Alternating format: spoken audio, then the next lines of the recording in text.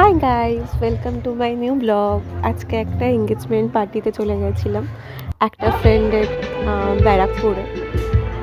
ওর সাথে আমার বেশ কয়েক বছর আগে ফেসবুকে আলাপ হয়, কিন্তু ভীষণ ভালো আমাদের বন্ডিং। এই যে আজকের বর বউ, কংগ্রাচুলেশন সৌভিক অ্যান্ড সঙ্গীতা। ভীষণ মিষ্টিভাবে থাক, ভীষণ ভালো থাক, ঝগড়াঝাঁটি খুনসুটি নিয়ে সারাটা জীবন এইভাবেই একসাথে মিলেমিশে থাক। তোদের জন্য অনেক অনেক ভালোবাসা। আজকে ওরা ভীষণ ব্যস্ত, ভীষণ সেলিব্রিটি।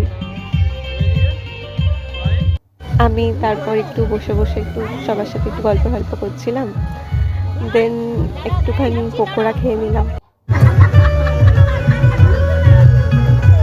দেন যেহেতু লেট হচ্ছিলো, 9:30 বেজে গেছিলো, আমাকে বাড়ি ফিরতে হবে।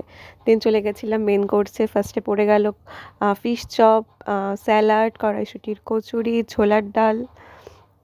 প্রত্যেক কটা রান্না ভীষণ ভালো হয়েছিল। সঙ্গীতা একা হাতে সমস্ত অ্যারেঞ্জমেন্ট করেছিল, যেহেতু সৌভিক কাজের সূত্রে বাইরে থাকে। তো অনেক সব কিছু ভীষণ ভালো হয়েছিল ভাই, খুব ভালো হয়েছিল সব কিছু।